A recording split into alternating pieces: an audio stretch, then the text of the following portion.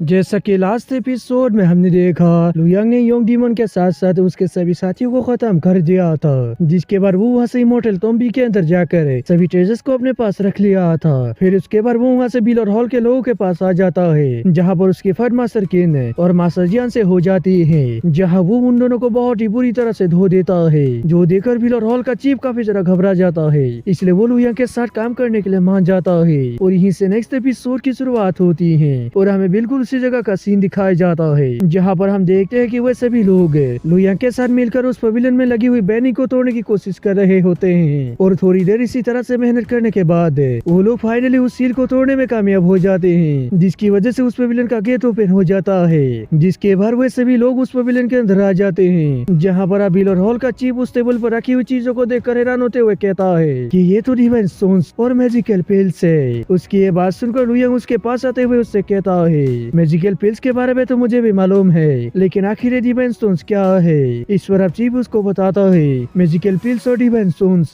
दोनों ही हेवेली रियलम के ट्रेजर्स है और ये दोनों ही ट्रेजर्स एक हेवेली गॉड को काफी ज्यादा मात्रा में स्पेशल एनर्जी को अपने अंदर एब्जॉर्ब करने में मदद करती हैं, जिसकी वजह से हेवेली गॉड अपने स्ट्रेंथ को बहुत ही कम समय में बहुत ही ज्यादा इंक्रीज कर सकता है और डिवाइन स्टोन्स तो कुछ ज्यादा ही कीमती होती है। इससे ना सिर्फ डिवाइन फॉर्मेशन को पावर दी जाती है और किसी के साथ साथ इसका यूज ट्रेडिंग के लिए भी किया जाता है, यानी कि डिवाइन स्टोन्स का यूज करते हुए कीमती चीजों को खरीदा जाता है, जिसका मतलब कि इसको पैसों की तरह यूज किया जाता है। फिर अब लुयांग उन मैजिकल पिल्स को देखने लगता है, जहाँ पर उन सभी गॉड किंग्स में से एक लुयांग को बताता है कि ये सभी तो सेकेंड लेवल के मैजिकल पिल्स है और इन सेकेंड लेवल की मैजिकल पिल्स को फोर्थ लेवल का हेवेली गॉड दिन में सिर्फ एक ही पिल को एब्जॉर्ब कर सकता है और फिफ्थ लेवल का हेवेली गॉड 2 पिल्स को एब्जॉर्ब कर सकता है और सिक्स्थ लेवल का हेवेली गॉड 3 पिल्स को एब्जॉर्ब कर सकता है एक दिन में। फिर अब लुयांग उन मैजिकल पिल्स की बोतल को देखते हुए खुद से ही कहता है, एक बोतल के अंदर 100 मैजिकल पिल्स रखी हुई है और यहाँ पर तो अभी 10 बोतल मौजूद है, जिसका मतलब यहाँ पर टोटल 1000 मैजिकल पिल्स मौजूद है,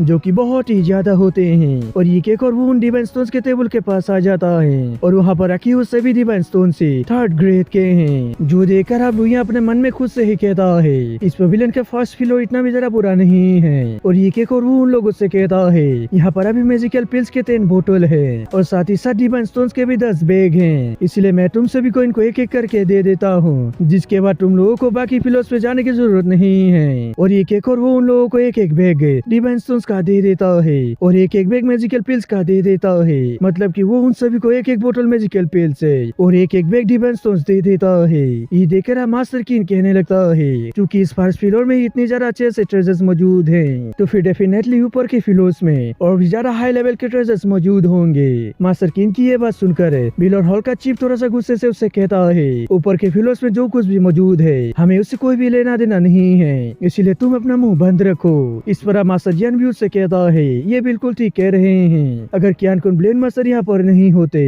तो फिर हम इतनी जल्दी इस पवेलियन के बैनिंग को तोड़ते हुए यहाँ पर ना आ पाते, जिसकी वजह से हमें ये सभी ट्रेजर्स भी नहीं मिल पाता और साथ ही साथ इनके यहाँ पर होते हुए हमसे वो तीनों फोर्सेस हमारे ट्रेजर्स को बिल्कुल भी छीन नहीं पाएंगे। उनके बात सुनकर मास्टर किन उससे कहता है, वो तीनों फोर्सेस हमारे सोच से भी कहीं ज्यादा स्ट्रॉन्ग है, जिनको हम लोग कभी भी हरा नहीं सकते हैं। उसके बाद सुनकर लुयांग उससे पूछता है कि आखिर वो तीनों फोर्सेस है कौन है जो कि ओसोराबिस के अंदर इतने ज्यादा स्ट्रॉन्ग है। उसके बाद सुनकर विल और हॉल का चीफ उन तीनों फोर्सेस के बारे में लुयांग को बताता है कि एक का नाम मेरिड हॉल है, दूसरे का नाम डिवाइन फ्लेम वैली है और तीसरे का नाम आइस ड्रैगन पैलेस है। इन तीनों फोर्सेस के मास्टर्स बहुत ही स्ट्रॉन्ग है, जो कि मास्टर लेवल के पीक स्टेज पर है और ये लोग अपने लेवल पर लगभग इनविंसिबल है, मतलब कि इन लोगों को सेम लेवल का कोई भी बंदा हरा नहीं सकता है। और साथ ही साथ ये लोग काफी ज्यादा सनके भी हैं, जिनके सर में हमेशा ही गुस्सा सवार रहता है। उसके बाद सुनकर लुयांग भी उसको हाँ कह देता है और फिर उन लोगों को वापस जाने के लिए कह देता है, जिस पर वो लोग भी वहाँ से चले जाते हैं। और वही लुयांग दूसरे फ्लोर पे आ जाता है, जहाँ पर वो देखता है कि 5 बोतल फर्स्ट ग्रेड के मैजिकल पिल्स रखे हुए हैं और 5 बैग सेकंड ग्रेड के डिवाइन स्टोन्स रखे हुए हैं, जो देखकर लुयांग भी खुश हो जाता है और फिर उन सभी को अपने पास रख लेता है। जिसके बाद वो वहाँ से तीसरे फ्लोर पे आ जाता है, जहाँ पर एक पेनिसिया बॉक्स रखी हुई थी, जो देखकर लुयांग अपने मन में खुद से ही कहता है, क्या इस बॉक्स के अंदर कोई पेनिसिया रखी हुई है? और ये कहकर वो अपने पाउस का यूज करते हुए उस बॉक्स को चेक करने लगता है,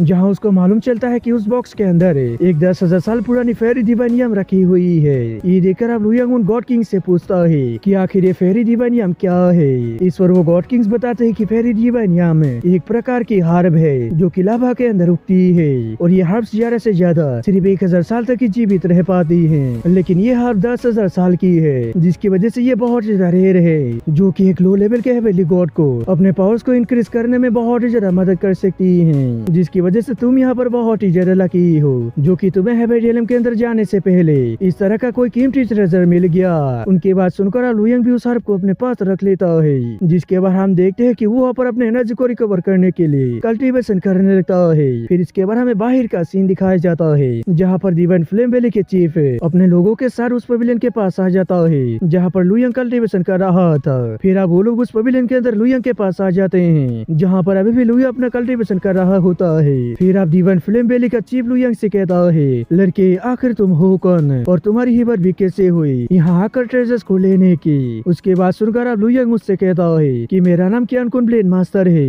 और शायद से तुम डिवाइन फ्लेम वैली के चीफ होगे। उसके बाद सुनकर अब वो भी हाँ कह देता है और उससे पूछता है कि क्या तुमने इस पवेलियन के सभी ट्रेजर्स को ले लिया है। इस पर वो कहता है कि मैंने ना सिर्फ इस पवेलियन के सभी ट्रेजर्स को लिया है और इसी के साथ साथ मैंने बाकी पवेलियंस के ट्रेजर्स को भी ले लिया है। उसके बाद सुनकर अब चीफ उससे कहता है, लगता है कि तुम कुछ ज्यादा ही खुले विचार वाले हो, इसलिए मैं सोच रहा हूँ कि तुम्हारी जान बख्श दूं, इसीलिए चुपचाप आप उन सभी ट्रेजर्स को मेरे हवाले कर दो और यहाँ से निकल जाओ, मैं तुम्हारी जान बख्श देता हूँ। उसके बाद सुनकर लू यंग भी एटीट्यूड से उससे कहता है, तुम्हारी इतनी ज्यादा औकात नहीं है जो कि तुम मुझे ऑर्डर दे सको। लू यंग की ये बात सुनकर अब चीफ को बहुत ज्यादा गुस्सा आ जाता है, इसीलिए वो तुरंत ही अपने स्पिरिट बॉडी को समन करके लू यंग की तरफ एक स्पिरिचुअल बम बना हमला कर देता है, मगर लू यंग तो बिना पीछे मुड़े ही उस कहते को अपने स्पिरिट्स का यूज करते हुए बहुत ही इजीली रोक देता है, जो देखकर अब चीफ अपने पावर्स का यूज करते हुए उस कहते की पावर को और भी ज्यादा इंक्रीज कर देता है, जिसकी वजह से वहाँ पर एक ब्लास्ट हो जाता है, जिसके इम्पैक्ट की वजह से चीफ थोड़ा सा पीछे खिसक गया था और उसी के साथ साथ वहाँ पर काफी ज्यादा स्मोक भी फैल जाता है और जब वो स्मोक वहाँ से खत्म होता है तो उसके साथ ही चीफ भी बहुत ज्यादा हैरान हो जाता है, क्योंकि उस ब्लास्ट की वजह से लू यंग को थोड़ा सा भी खरोच नहीं आया था, इवन कि वो अपने जगह से 1 इंच भी नहीं हिला था, वो तो बिल्कुल उसी एटीट्यूड से खड़ा हुआ था जैसे कि वो पहले था।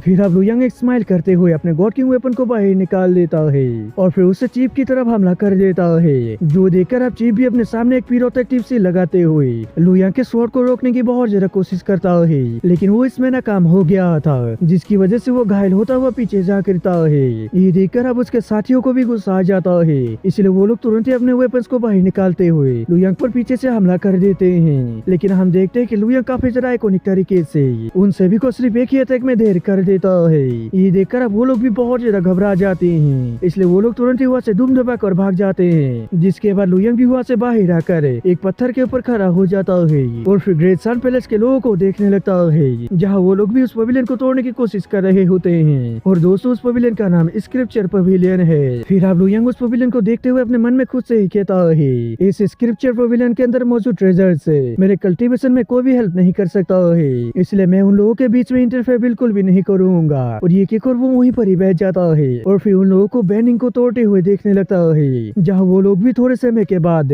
उस पवेलियन के बैनिंग को तोड़ने में कामयाब हो जाते हैं और फिर सभी लोग ही उसके अंदर चले जाते हैं। ये देखकर अब लू यंग खुद से ही कहने लगता है, वो लोग इसको तोड़ने में कामयाब हो चुके हैं, जिसकी वजह से अब इनको बाहर आने में समय लगने वाला है, इसलिए मैं यहाँ से जाकर अपना कल्टीवेशन कर लेता हूँ और अपनी स्पिरिचुअल पावर को पूरी तरह से रिकवर कर लेता हूँ। और ये कहकर वो वहाँ से एक जगह पर आ जाता है और कल्टीवेशन करने लगता है। फिर हमें थोड़ी देर बाद का सीन दिखाया जाता है, जहाँ पर लू यंग का कल्टीवेशन कंप्लीट हो चुका था, साथ ही साथ उसको ये भी मालूम चल गया था कि ग्रेट सन पैलेस के लोग भी अब उस पवेलियन से बाहर आने वाले हैं, इसलिए वो तुरंत स्क्रिप्चर पवेलियन की तरफ निकल जाता है। फिर दूसरी तरफ हम देखते हैं वो लोग भी उस पवेलियन से बाहर आ जाते हैं, जिसके साथ ही लू यंग भी वहाँ पर पहुँच गया था। वो अब डीमन फेरी से पूछता है कि तुम्हें स्क्रिप्चर पवेलियन के अंदर कौन कौन से ट्रेजर्स मिले हैं। इस पर वो बताती है कि मुझे वहाँ पर कुछ खास नहीं मिला है, मुझे वहाँ पर सिर्फ फर्स्ट ग्रेड की मार्शल आर्ट्स इनहेरिटेंस मिला है। उसके बाद सुनकर लू यंग मुझसे कहता है कि ये तो बहुत ही ज्यादा अच्छी बात है, तुमने वहाँ पर से एक बहुत ही कीमती ट्रेजर को हासिल किया है। और ये कहकर वो अपने पास से